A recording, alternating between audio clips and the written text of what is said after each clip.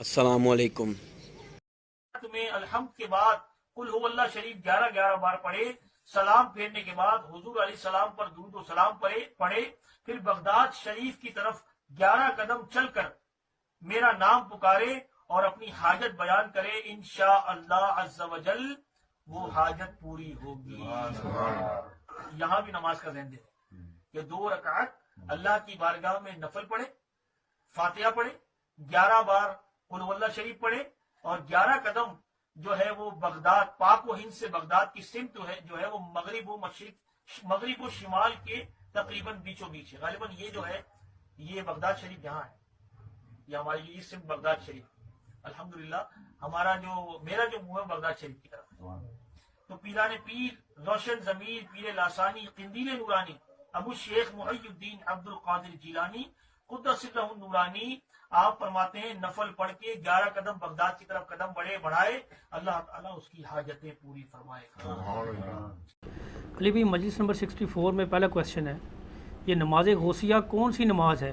اسے صلاۃ الاسرار بھی کہتے ہیں، قرآن و حدیث میں اس کا وجود کہاں ہے؟ قرآن و حدیث میں دور دور تک اس کا وجود کہیں بھی نہیں ہے۔ صحیح۔ یہ بزرگوں سے پوچھ کے چیزیں لکھی گئی ہیں اور بزرگوں کے ماننے والوں نے آگے ٹرانسفر کی ہیں۔ اس کے نام سے یہ اندازہ لگا لیں، یعنی نماز غوثیہ، شیخ عبد القادر جیلانی رحمہ اللہ تعالی، یہ ان کی طرف منسوب ایک نماز ہے۔ وہ کہتے ہیں تصوف کے اندر غوث ہوتے ہیں، قطب ہوتے ہیں، ابدال ہوتے ہیں، تو وہ شیخ عبد القادر جیلانی کے بارے میں ان کا عقیدہ ہے کہ یہ غوث ہیں، تو ان کی طرف ایک منسوب نماز ہے۔ اور یہ ایسا بھی نہیں ہے کہ نماز انہوں نے تعلیم کی ہو، ان کے ماننے والوں نے ان کی طرف ایک نماز منسوب کر دی، جس طرح کرسچنز نے حضرت عیسیٰ علیہ السلام کی طرف کئی ایک چیزیں منسوب کر دی ہوئی ہیں۔ تو جس نماز کا نام ہی نماز غوثیہ ہو، یعنی نبی علیہ السلام کے 550 سال بعد ایک شخص آتا ہے اور اس کے نام کے ساتھ نماز منسوب ہے، تو میرے بھائی قرآن و سنت میں اس کا وجود کہاں سے ہوگا؟ اس کی پیدائش سے بھی 500 سال پہلے قرآن و سنت کنکلوڈ ہو کے الیوم اکملت لکم دینکم و اتممت علیکم نعمتی و رضیت لکم الاسلام دینا، آج کے دن ہم نے تمہارا دین تمہارے لیے مکمل کر دیا، اپنی نعمت تم پر تمام کی اور اسلام کو ایز اے ریلیجن تمہارے لیے پسند کیا۔ وہ تو کنکلوڈ ہو چکا ہوا تھا، ٹھیک ہے۔ جو بندہ ہی 500 سال بعد آ رہا ہے اس کے ساتھ چیزیں منسوب کی ہیں۔ یہ وہی کتاب ہے بہجت الاسرار، ایک کتاب ہے، تو اسی میں وہ شیخ عبد القادر جیلانی کا وہ واقعہ بھی لکھا ہوا ہے، وہ لوٹا موو کرنے والا جو ہمارا پچھلے دنوں کلپ بھی چڑھا ہوا ہے۔ تو اتنے مزے کا خیز ہیں کہ پھر ہم اس طرف چل پڑیں گے، اور کافی ایک عجیب و غریب واقعات لکھے ہوئے ہیں۔ یہ وہی کتاب ہے، اسی سے یہ صلاۃ الاسرار، بڑی یعنی رازوں والی نماز، صلاۃ الغوثیہ بھی کہتے ہیں۔ یہ شاہ عبداللہ محدث دہلوی صاحب بھی یہ نماز بیان کرتے رہے ہیں۔ میں اس نماز کا طریقہ آپ کو بتاتا ہوں، صرف چونکہ آپ لوگوں نے پوچھ لیا تو آپ اندازہ کریں کہ یہ نماز نہیں ہے، یہ تو شیطنت ہے۔ یہ نماز غوثیہ نہیں ہے، یہ نماز شیطانیہ ہے، ٹھیک ہے۔ یعنی شیطان نے ان کو تعلیم کی ہے کہ جس میں آپ غیر اللہ کو دخل دے دیتے ہیں۔ یہ ہمارا ریسرچ پیپر ہے نا، دعا صرف اللہ ہی سے، ریسرچ پیپر نمبر 3، جس میں نے عقیدہ توحید کے حوالے سے جتنے وسوسے دیے جاتے ہیں نا ان کا رد کیا ہے، جتنے انہوں نے لیم ایکسکیوزز دیے ان کا رد کیا۔ اس ریسرچ پیپر کا میں نے باقاعدہ پھر ایک لیکچر میں ریکارڈ کروایا، دعا صرف اللہ ہی سے، مسئلہ نمبر 3، اسی کی ایکسٹینشن مسئلہ نمبر 43۔ اس میں نماز غوثیہ کا سنت طریقہ لکھا ہوا ہے۔ کہتے ہیں نا 11ویں شریف دینے کا سنت طریقہ، 11ویں شریف خود ہی بیچاری باہر ہے سنت سے، تو طریقہ کہاں سے سنت ہونا ہے، ٹھیک ہے نا۔ وہ پھر لکھا ہوتا ہے مزارات پہ حاضری کا سنت طریقہ۔ مزار تو ہوتے ہی نہیں تھے نبی علیہ السلام کے مبارک زمانے میں، قبریں تھیں۔ تو یہ بھی ہے جناب نماز غوثیہ کا سنت طریقہ۔ اس کے پیج نمبر 4 پہ میں نے نقل کیا ہے، یہ فضائل سنت میں بھی لکھا ہوا ہے الیاس قادری صاحب نے، اور بہار شریعت میں احمد بریلوی صاحب کے جو خلیفہ خاص ہیں مفتی امجد علی صاحب، بہار شریعت فقہ حنفی کی انسائکلوپیڈیا، اس میں نماز غوثیہ کا طریقہ نفلی نمازوں میں لکھا ہوا ہے۔ وہ کہتے ہیں جس طرح صلاۃ الحاجات صلاۃ التسبیح یہ سنت نمازیں ہیں. تہجد کی نماز، اشراق کی نماز، چاش کی نماز، اس میں انہوں نے ساتھ یہ بھی لکھی ہے بزرگوں کی نماز بھی، اور اس کا طریقہ لکھا ہوا ہے. لکھتے ہیں کہ حاجت پوری ہونے کے لیے صلاۃ الاسرار بھی نہایت ہی مؤثر ہے. اسے نماز غوثیہ بھی کہتے ہیں. اس کی ترکیب یہ ہے کہ بعد از نماز مغرب سنت پڑھ کر 2 رکعت نفل پڑھے، اور بہتر یہ ہے کہ الحمد کے بعد ہر رکعت میں 11 بار کل شریف پڑھے، کیونکہ اس تو بعد شرک بہت بڑا کرنا ہے تو پہلے ہی بڑی بڑی توحید دا جڑا سٹوریج کر لوے. ٹھیک ہے، زیادہ سی توحید اکٹھی کر لے انورٹڈ کاما میں. 11 بار قل هو اللہ احد پڑھے، سلام کے بعد اللہ کی حمد اور ثنا کرے، پھر نبی صلی اللہ علیہ وآلہ وسلم پر 11 بار درود و سلام عرض کرے، پھر عراق کی جانب 11 قدم چلے. یعنی پہلے قبلہ تھا خانہ کعبہ شریف، اب تھوڑا سا رائٹ پہ ہو جائے تو عراق کی طرف 11 قدم چلنے ہیں جی، کم زیادہ نہیں.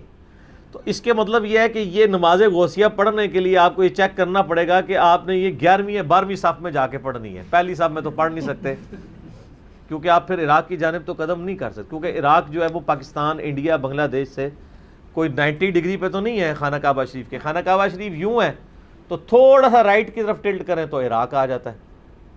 5 ڈگری تقریباً. ہاں اتنا ہی آلموسٹ. تو اس کا مطلب ہے کہ آپ کو اب 11 قدم چلنے ہیں تو سامنے کم سے کم 8-10 صفحے تو چاہیے. چھوٹے چھوٹے قدم بھی اگر چلائیں تو آپ کو، یعنی اس پہ ویسے اس کو ان کا طریقہ لکھنا چاہیے کہ مسجد کی 12ویں صف میں ادا کریں، یہ بھی ہونا چاہیے. دیکھو اسی تو پڑھ لکھے بندے ہیں نا، تو اسی تو اور چیزاں بھی دیکھاں گے نا. ایک بندہ نیت کر بیٹھے جو سلام پڑھے کہ اوہ ہوں 11 قدم کتنے چلا، پھر انہوں پیچھے جا کے نہیں. تو اس میں میرا خیال ہے ہم بزرگوں کے ماننے والوں کو مشورہ کریں گے کہ یہ غوثیہ، نماز غوثیہ کا طریقہ آپ کے بزرگوں سے تھوڑا سا اس میں کمزوری رہ گئی. اس کی نماز غوثیہ کی سنتیں اور آداب میں ایک ادب اور ایڈ کر لیں کہ مسجد، ایسی مسجد میں جائیں جس کی کم از کم 11-12 صفحے ہوں، اس کی آخری صف میں. پھر سترہ بھی سامنے رکھنا پڑے گا کیونکہ کوئی سامنے سے گزر نہ جائے. سترہ سامنے رکھیں یا کسی ستون کے پیچھے آپ پڑھیں. ہاں سین میں پڑھ لیں. پھر عراق کی جانب 11 قدم چلیں اور ہر قدم پر پڑھیں. نعوذ باللہ. اب پڑھنا کیا آپ، یعنی یہ شرکی الفاظ دیکھیں. شیخ عبد القادر جیلانی قیام الدین ان کے دشمن بن جائیں گے. وہ سورۃ الاحقاف کے شروع میں آتا ہے نا کہ یہ جن ہستیوں کو پکار رہے ہیں نا، ان کو تو پتہ بھی نہیں کہ ان کو پکارا جا رہا ہے، اور قیامت والے دن یہ ہستیاں ان کی دشمن بن جائیں گی اور وہ اللہ کو کہیں گی کہ یا اللہ انہوں نے ہمیں پکارا ہے، ہمارا کوئی قصور نہیں ہے، اور وہ ان سے اعلان برات کر دے گی. یہ ساری آیات میں نے مسئلہ نمبر 121 میں کور کی ہوئی ہے کہ بزرگ خود ہی دشمن بن جائیں گے بزرگوں کے ماننے والوں کے. جس طرح آج ہم بزرگوں کے ماننے والوں کے دشمن ہیں نا، تو قیامت الدین بزرگ بھی ہمارے ساتھ کھڑے ہوں گے، وہ کہیں گے بالکل ہم بھی ان کے دشمن ہیں. ٹھیک ہے، تو بزرگوں کے طریقے پہ تو ہم ہوئے نا پھر. بالکل صحیح. ٹھیک ہے، کیونکہ بزرگوں نے بعد میں دشمن ہونا ہے، ہم دنیا میں بتا رہے ہیں دشمنی کر کے کہ بھی اللہ کے بندوں بچ جاؤ. سورہ احقاف کی آیت نمبر 5 اور 6 میں نے اس کے ساتھ ایڈ بھی کیا ہے. نماز غوثیہ کے فوراً بعد میں نے اپنا عقیدہ بھی اس میں بتا دیا. وہ کہتے ہیں 11 قدم چلے اور ہر قدم پر کہے یا غوث الثقلین، اے جنوں اور انسانوں کے فریاد رس، یا کریم الطرفین، اور اے ماں اور باپ دونوں کی طرف سے عالی شان والے، یعنی حسن و حسینی تھے نا حضرت شیخ عبد القادر جیلانی. اغثنی، میری مدد کیجئے، میری فریاد رسی کیجئے، ومددنی، اور میری مدد فرمائیے، فی قضاء حاجتی، اس حاجت کے پورا ہونے میں. یا قاضی الحاجات، اے حاجتوں کے پورا کرنے والے. لعنت اللہ علی الکاذبین ولا حول ولا قوة الا باللہ العلی العظیم. یہ سر یہ جو سلسلہ نقشبندیہ کے اندر جو ختم پڑھے جاتے ہیں نا، اور سلسلہ قادریہ کے اندر جو ختم پڑھے جاتے ہیں، ان میں وہ جو اللہ تعالیٰ کے لیے لفظ استعمال کرتے ہیں وہ یا قاضی الحاجات. ان کو یہ سمجھ نہیں آتی، ایک جگہ اللہ کے لیے استعمال کرتے ہیں، دوسری جگہ وہی الفاظ شیخ عبد القادر جیلانی کے لیے. جو فوت ہو کے جا چکے ہیں ان کو پتہ بھی نہیں ہے. تو کہتے ہیں یہ آپ کریں تو وہ آپ کی مدد کو پہنچیں گے. اور اس طرح کی یہ باتیں لکھی ہوئی ہیں. اس پہ میں نے آیت نقل کی تھی، وہ سورہ الاحقاف کی آیت نمبر 5 اور 6، وَمَنْ أَضَلُّ مِمَّنْ يَدْعُو مِن دُونِ اللَّهِ، اس سے بڑھ کر گمراہ کون ہے جو اللہ کے علاوہ اور ہستیوں کو پکارے، مَن لَا يَسْتَجِيبُ لَهُ یوم القیامہ، جو قیامت تک اس کی بات نہیں سن سکتی، وَهُمْ عَنْ دُعَائِهِمْ غَافِلُونَ، بلکہ وہ تو ان کے پکارنے سے خود ہی غافل ہیں، وَإِذَا حُشِرَ النَّاسُ، اور جب قیامت والے دن لوگوں کو جمع کیا جائے گا، كَانُوا لَهُمْ أَعْدَاءً وَكَانُوا بِعِبَادَتِهِمْ كَافِرِينَ، تو وہ خود ہستیاں ان کی دشمن بن جائیں گی اور وہ ان کی عبادت کا انکار کر دیں گی، یعنی اتنا ڈر جائیں گے کہ اللہ سانو نہیں انہوں نے پکارا، پتہ نہیں کیوں پکارتے رہے نے، سر اللہ کے سامنے کون کھڑا ہو سکتا ہے؟ تو اللہ کے علاوہ کسی کو آپ غائب میں مدد کے لیے دعا کے طور پہ نہیں پکار سکتے۔ یہ سچ پیپر پورا پڑھیں، ہمیں نبی علیہ السلام نے تعلیم جو کی ہے، یہ تو تھی نماز غوثیہ، اب آپ وظیفہ محمدیہ سن لیں صلی اللہ علیہ وآلہ وسلم، لا الہ الا انت سبحانک انی کنت من الظالمین، اور یا حی یا قیوم برحمتک استغیث، اور حسبنا اللہ ونعم الوکیل، یہ 3 وظائف ہیں جو نبی علیہ السلام نے تعلیم فرمایا ہے۔ آیت کریمہ جو قرآن میں بھی آیا اور جامعہ ترمذی میں بھی ہے، اور یا حی یا قیوم برحمتک استغیث یہ جامعہ ترمذی میں بھی ہے، المستدرک للحاکم میں بھی ہے، حسبنا اللہ ونعم الوکیل یہ صحیح بخاری کے اندر موجود ہے، سورہ آل عمران میں بھی یہ الفاظ موجود ہیں۔ میرا یوٹیوب پہ ایک کلپ ہے، مور دین 1 ملین لوگ دیکھ چکے ہیں، مصیبت اور پریشانی سے بچنے کے 3 سنت وظائف، وہ یہی میں نے وظائف بتائے ہیں، باقی جسے شوق ہے تو وہ دیکھے۔